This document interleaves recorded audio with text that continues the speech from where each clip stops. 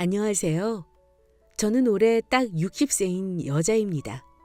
내일 모레가 제 생일이라 환갑잔치다 뭐다 해서 자식들이 모두 모일 예정이네요. 인생은 60부터라는데 저는 올해 정말로 새로운 삶을 살게 되었어요. 지난 60년의 고생이 오히려 고맙게 생각될 정도로요. 저의 파란만장한 이야기를 여러분께 들려드리고 싶네요. 마치 놀이기구 타듯 제 삶을 오르락내리락하게 만든 장본인은 바로 전 남편이었습니다. 당시 많은 분이 그렇듯 저도 선을 봐서 결혼했지요. 저희 집안이 그렇게 부유한 편은 아니었지만 대대로 교육자 집안으로 동네에선 제법 이름이 있었어요. 그에 걸맞게 남편의 집안도 만만치 않았지요. 시아버님이 사업을 하셨는데 정부 정책을 타고 제법 크게 일어났거든요. 한마디로 갑자기 돈을 많이 번 집안이었습니다. 남편도 시아버님의 회사에서 일했는데 이야기를 들어보니 젊은 나이였는데도 제법 능력 있어 보이더라고요. 인물도 훤칠하고 돈도 많은 집안에 능력까지. 결혼하지 않을 이유가 없었지요. 결혼 후 몇 해는 행복했어요. 말 그대로 신혼이었지요. 점점 크게 일어나는 사업 때문에 남편은 항상 바빴지만 집에 돌아오면 저에게 정말 잘했어요. 그게 벌써 30년도 넘은 이야기인데 그때 아내에게 그렇게 잘하는 남편은 많지 않았을 거예요. 저도 학교에서 아이들을 가르치고 돌아오면 고생했다며 다리를 주물러 주기도 하고 저녁을 차려주기도 했거든요. 그땐 정말 결혼하길 잘했구나 싶더라고요. 금술도 좋아 결혼하고 얼마 지나지 않아 금세 아이를 가졌고 첫째가 태어나고 이듬해 곧바로 둘째가 생겼지요. 저는 그렇게 평생 행복하게 살 줄 알았어요. 그런데 남편이 점점 변하기 시작했습니다.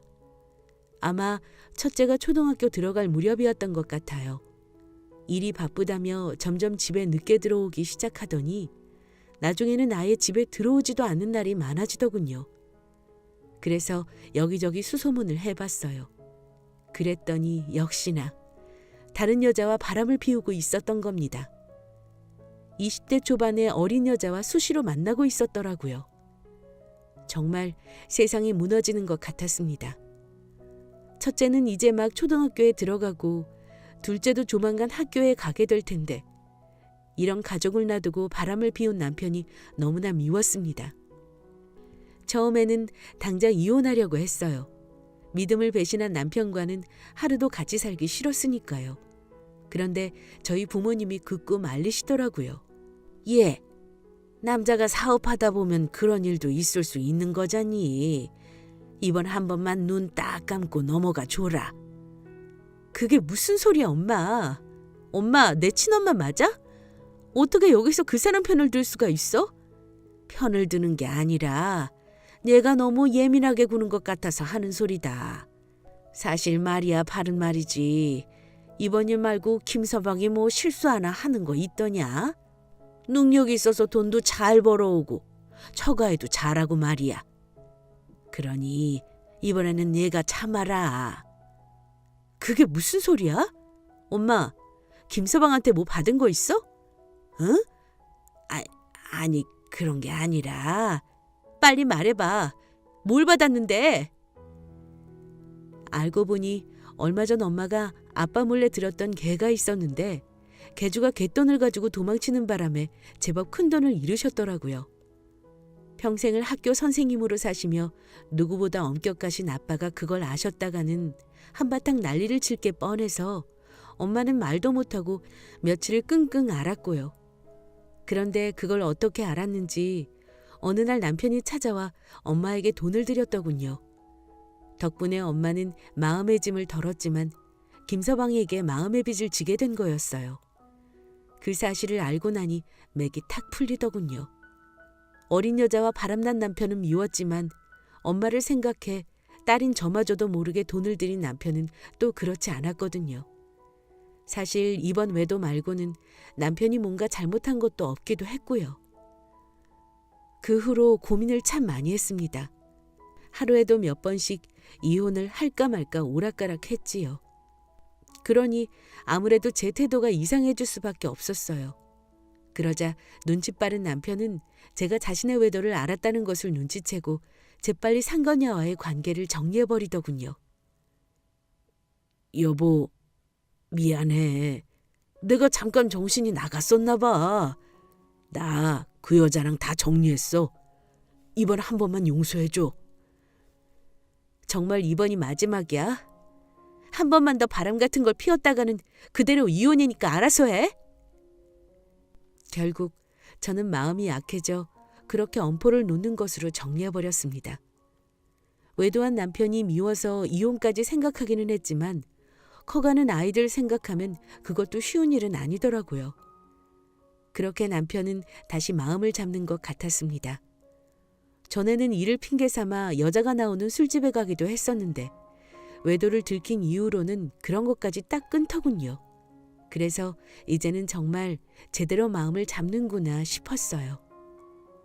그렇게 몇 년이 흘렀습니다. 그 사이 시아버님이 물러나시고 남편이 사업을 물려받았는데 남편의 사업 수완이 워낙 좋아 시아버님이 하셨을 때보다 사업이 더 커졌지요. 그만큼 일이 바빠져서 정말 눈코 뜰 새가 없어 보였어요. 그러자 잊어버렸던 예전의 일이 떠오르더군요. 혹시 또 일을 핑계로 바람을 피우고 있는 건 아닌지 의심이 들었던 거지요. 한번 의심이 들기 시작하니 걷잡을 수 없이 커지기 시작하더라고요. 그래서 하루는 밤이 늦었는데도 집에 들어오지 않길래 전화를 했더니 사무실이라고 하더군요. 그래서 직접 확인할 생각으로 간단히 야식을 만들어서 회사로 갔지요. 그랬더니 사장이 남편을 포함해서 몇 명인가 직원들이 남아 늦게까지 일하고 있더라고요. 그 모습을 보고서야 저는 의심을 완전히 풀었어요. 아, 이 사람이 정말 일 때문에 정신이 없는 거구나. 이제 바람은 피우지 않겠구나 하고 말이지요. 하지만 그건 제 착각이었어요. 한번 다른 여자에게 눈 돌린 남자는 결국 다시 외도를 하게 되더군요. 남편은 그렇게 일이 바쁜 와중에도 젊은 여직원과 눈이 맞았던 겁니다. 그 사실을 알았을 땐 화가 나기보다는 허탈하더군요. 당시 제 나이가 40대 초반이었는데 눈이 맞은 여직원은 또 20대였었거든요. 정말 이 남자가 어린 여자에 환장했구나 하는 생각이 드니 화를 내고 싶은 마음도 사라져버렸지요. 하지만 이번엔 전처럼 쉽게 넘어가지 않더군요. 우리 이혼해. 뭐? 당신 지금 뭐라고 했어? 이혼? 그래. 나 이제 더는 당신을 사랑하지 않아. 나 사랑하는 사람이 생겼어. 사랑 같은 소리 하네. 내가 당신을 사랑해서 지금까지 같이 산 줄 알아? 당신은 가장이야. 아이도 둘이나 있다고. 어린 여자애랑 바람난 것까진 어떻게 이해해보겠는데. 뭐? 이혼? 나 진심이야. 그 여자랑 다시 시작해보고 싶어. 그리고 우리 아이도 있어. 뭐? 누군가 제 머리통을 망치로 친 것 같이 멍해지더군요. 아이라니, 이혼이라니, 다른 여자와 바람을 피웠던 것도 용서해준 저에게 되려 이혼을 이야기하는 남편이 황당하고 어이가 없었습니다. 그래서 단호하게 이야기했지요. 절대로 이혼 못 해준다고. 이대로 평생 너 괴롭혀줄 테니 이혼은 꿈도 꾸지 말라고 했어요. 그러자 이번엔 시부모님이 나서시더군요. 평생 먹고 살 걱정 없을 정도의 돈을 줄 테니 제발 남편과 이혼해달라고요. 이렇게 말하면 시부모님이 참 못된 사람들이구나 생각할 수도 있지만 그런 분들은 아니셨어요. 오히려 당신이 자식을 잘못 키워서 너만 고생한다며 더 같이 살면서 고생하지 말고 차라리 이참에 이혼하라고 하셨거든요. 오히려 아들인 남편을 원망하고 며느리인 저를 더 걱정하셔서 하신 말씀이셨어요. 두 분의 말씀을 들으니 그제야 모든 것을 포기하게 되더군요. 사실 저는 2번이나 젊은 여자와 바람을 피운 남편이 원망스러워 죽을 때까지 붙들고 괴롭히려고 했어요. 그렇게 하면 제 삶도 덩달아 망가질 거라는 걸 알면서도 남편이 저를 떠나 어린 여자와 행복하게 사는 꼴은 절대로 보고 싶지 않았거든요. 하지만 시부모님께선 조강지처도 알아보지 못하고 철없이 구는 아들 때문에 제 삶까지 망가지면 안 된다고 몇 번이나 이혼하라고 설득하셨죠. 그래서 저는 시부모님의 뜻대로 이혼을 결심하게 되었습니다. 법적으로는 합의 이혼이었지만 남편은 그래도 양심은 있는지 재산 분할 외에도 제법 큰 돈을 위자료 명목으로 주더군요. 거기다 시부모님께서 아들을 잘못 키워 죽을 죄를 지었다며 따로 건물 한 채를 주셨고요. 그렇게 저와 남편의 결혼 생활은 끝이 났습니다. 남편과 헤어진 후 저는 두 아이를 키우며 열심히 살았습니다. 사실 생활비는 제가 교사로 일하며 버는 돈으로도 충분했어요. 그래서 이혼하면서 받은 재산은 쓰지 않고 그대로 두었습니다. 나중에 두 아이가 결혼할 때 보낼 생각으로 말이지요. 그렇게 한 해 두 해가 가고 아이들은 아빠가 없는데도 아무 탈 없이 무럭무럭 자라서 좋은 사람을 만나 각자의 살림을 꾸렸습니다. 그때까지 쓰지 않고 묵혀두었던 재산은 알게 모르게 불어나서 두 아이에게 나눠줬는데도 제법 큰 돈이 돌아갔고요. 아이들은 자신에게 그 재산을 다 주면 어떡하냐며 극구 사용했지만 저는 제가 사는 아파트를 빼고 전부 아이들에게 주었어요. 저는 재산을 굴릴 재주도 없고 전 남편에게 받은 재산을 더 들고 있고 싶지도 않았거든요. 그렇게 아이들은 모두 집을 떠나니 처음에는 홀가분했습니다. 하나도 대단할 것 없는 제가 이 세상에 와서 무사히 아이들을 키우고 세상에 내보낸 것만으로도 제가 해야 할 일은 다 했다고 생각했지요. 그런데 조금 시간이 지나니 허전함이 밀려오더라고요. 전에는 늘 누군가 집에 있어서 늘 온기가 돌았는데 이제는 학교를 마치고 집으로 돌아오면 썰렁한 한기만 감돌았어요. 혼자서 밥해 먹기도 귀찮아져서 점점 인스턴트 음식으로 대충 때우게 되고 밤에는 보지도 않는 TV를 틀어놓은 채 혼자 술까지 마시게 되었지요. 젊은 사람도 그렇게 살면 건강에 좋지 않을 텐데 환갑이 다 된 제가 그렇게 살았으니 건강이 나빠질 수밖에 없었어요. 하지만 인생의 목표를 잃었다는 생각과 함께 찾아온 허전함은 무엇으로도 채워지지 않더군요. 그런데 그런 저에게 놀라운 일이 일어났습니다. 그날도 학교를 마치고 무거운 걸음으로 아무도 없는 집으로 향하던 길이었어요. 그런데 제가 사는 아파트 입구에 고등학생쯤 되어 보이는 여자아이가 불안한 눈빛으로 서 있더라고요. 분명 생전 처음 보는 아이였는데 어쩐지 낯이 좀 익은 것 같은 생각이 들어 저도 모르게 말을 걸었어요. 얘, 너 이 동네 아이는 아닌 것 같은데 왜 여기 서 있니? 저 사실은 사람을 찾고 있는데요. 사람? 혹시 누군지 내게 알려줄 수 있겠니? 내가 아는 사람일 수도 있잖아. 그게 그분 성함이 이미자 옥자신데.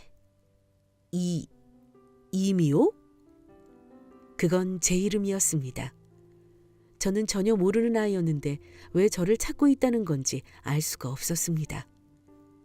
그건 난데? 내가 이미옥이야. 네가 날 찾고 있었다고? 왜? 네? 그게... 그때 아이의 배에서 꼬르륵 하며 엄청난 소리가 나더군요. 소리만 들어보면 며칠은 굶은 것 같았어요. 안 되겠다. 여기서 이러지 말고 뭐라도 좀 먹으면서 이야기하자. 예? 아니에요. 저는... 내가 배고파서 그래. 어차피 집에 마땅히 해먹을 것도 없으니 근처 식당으로 가자. 소고기 국밥 좋아하니? 네, 뭐든 다 잘 먹어요. 저는 그 길로 아이를 데리고 근처 식당으로 갔습니다. 국밥과 수육을 시켜주니 정말 개눈 감추듯 먹더라고요. 어찌나 맛있게 먹던지 보는 제가 다 흐뭇해질 정도였습니다.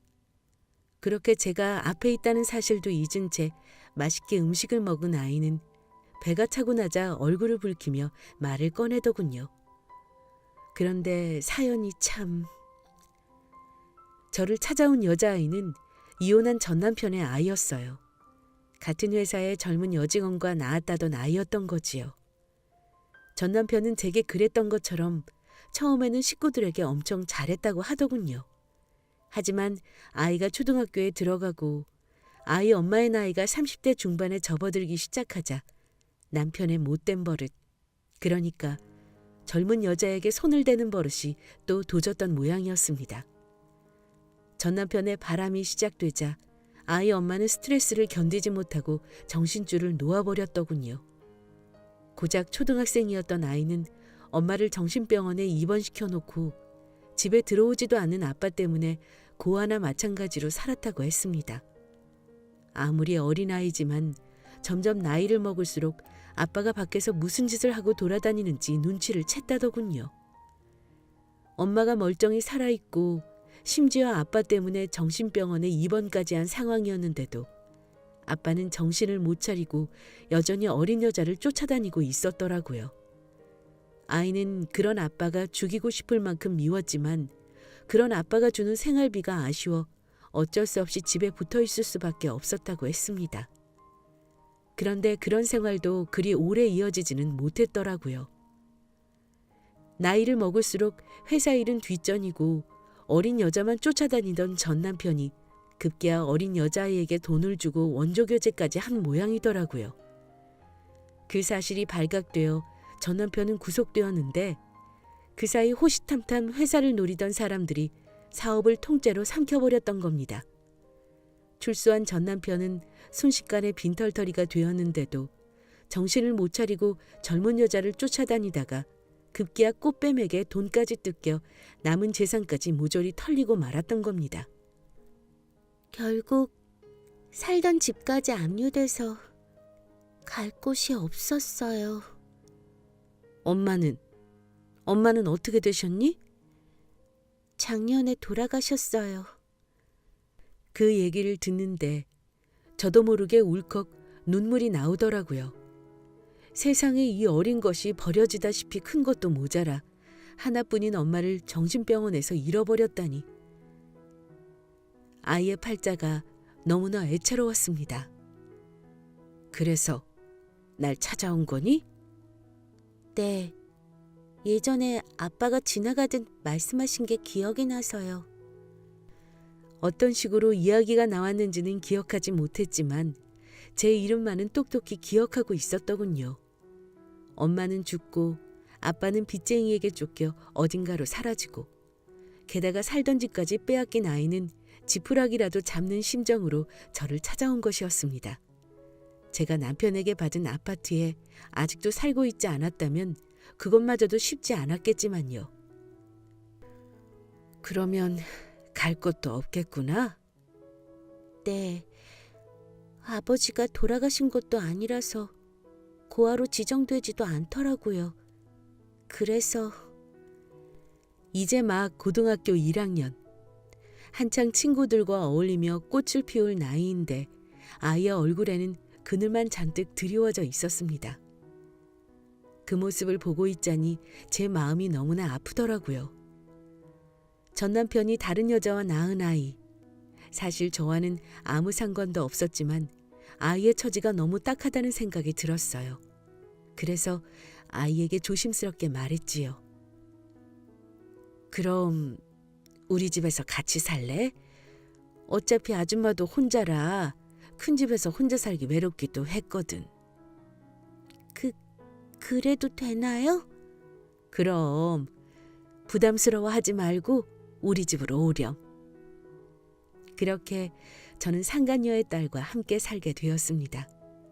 아이는 그간 얼마나 눈칫밥을 먹고 살았는지 그럴 필요가 없다는데도 그렇게 제 눈치를 보더군요. 학교가 끝나고 집에 돌아오면 제가 돌아오기 전에 집을 전부 청소해 놓고 가끔은 저녁까지 만들어 놓고 기다리는 일도 있었습니다.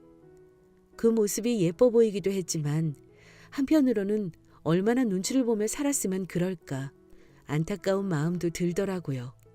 그래서 아이가 나서기 전에 제가 먼저 집을 청소하고 요리를 만들었습니다. 혼자 살 때는 귀찮아서 요리 같은 건 잘 하지도 않았어요. 그런데 고작 식구 하나가 늘어난 것뿐인데도 요리하는 게 즐겁더라고요. 그렇게 갖가지 요리를 해놓으면 아이는 너무나 맛있게 먹어주었고요. 아이는 그런 제게 늘 미안해했지만 저는 아이가 맛있게 먹는 모습을 보는 것만으로도 보상받는 기분이었습니다. 하지만 언제까지나 아이가 주눅이 든 채로 살게 둘 수는 없었어요. 그래서 출가한 아이들과 상의한 끝에 결정을 내렸습니다. 얘, 잠깐 나랑 얘기 좀 할 수 있겠니? 네? 무슨 일이세요? 진지한 표정으로 아이를 부르니 잔뜩 주눅든 모습으로 오더군요. 아마 자신을 집에서 나가라고 할 거라고 생각했나 보더라고요. 그래서 우선 아이를 안심시켜 놓고 하고 싶은 말을 꺼냈습니다. 너만 괜찮다면 널 내 양녀로 두리고 싶구나. 언제 돌아올지도 모르는 아빠를 기다릴 수는 없잖니?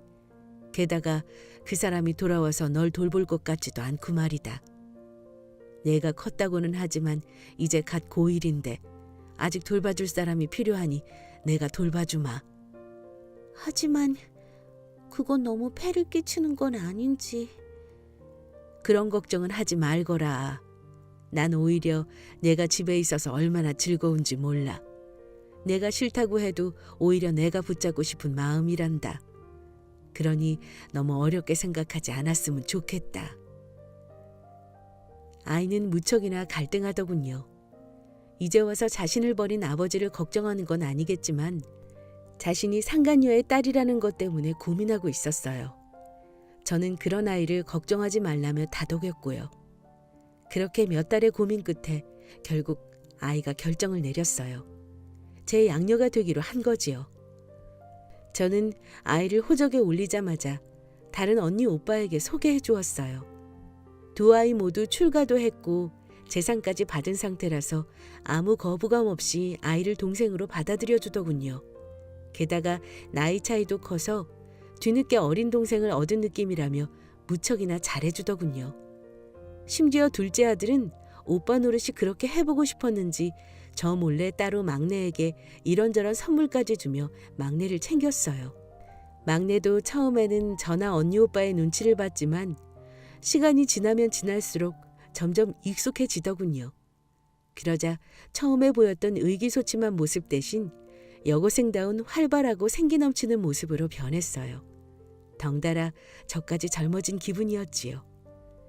아이들을 출가시키고 외로웠던 참이었는데 막내가 집에 들어오니 이제야 사람 사는 것 같더라고요. 그렇게 저는 새로운 막내를 얻어 다시 삶의 활력을 찾을 수 있었습니다. 그러던 어느 날 경찰서에서 연락이 왔습니다. 무슨 일인가 싶어 가봤더니 시신을 확인하기 위해 부른 것이었어요. 전 남편이 죽은 것이었지요. 연고가 없어 신분을 확인하기 위해 수소문하다 전처였던 저에게까지 연락했더라고요. 시신이 전 남편이라는 것을 확인하고 돌아오는데 기분이 참... 평생을 정신 못 차리고 어린 여자에 빠져 살았던 남편이지만 정작 저는 그에게 받은 재산 그리고 뒤늦게 보내준 딸 때문에 제법 행복한 삶을 살았거든요. 한편으로는 천벌을 받았다고 생각하면서도 한편으로는 참 안 됐다는 생각도 들었습니다. 그런데 그게 끝이 아니었어요. 남편이 사망하며 거액의 사망보험금이 나온 것입니다. 무슨 생각으로 그랬는지 보험금을 전부 딸아이가 받게 해둬서 빚쟁이에게 빼앗기지 않고 전부 막내딸에게 보험금이 들어왔더군요. 대체 얼마나 많이 보험을 들었는지 모두 받고 나니 금액이 무려 6억이나 될 정도였습니다. 아빠의 사망 소식을 들은 막내는 한참 동안 우울해하더니 털고 일어나서 보험금을 제게 주겠다더군요. 물론 저는 받지 않았어요. 그 돈은 나중에 막내 결혼할 때 함께 보낼 생각입니다. 60년을 꽉 채워 살아오는 동안 참 많은 일이 있었네요. 때로는 슬픈 일도 있었고 화가 나는 일도 있었지만 모든 일이 지나고 생각해보니 하나하나가 행복한 삶이었습니다. 남편의 바람기는 결국 잡지 못했지만 그 덕에 남부럽지 않게 살 수 있었고 늙음하게 사랑스러운 딸까지 얻었네요. 이 사연을 듣고 계신 분들도 지나간 삶이 행복하게 기억되기를 바랍니다. 지금까지 제 긴 이야기 들어주셔서 감사합니다.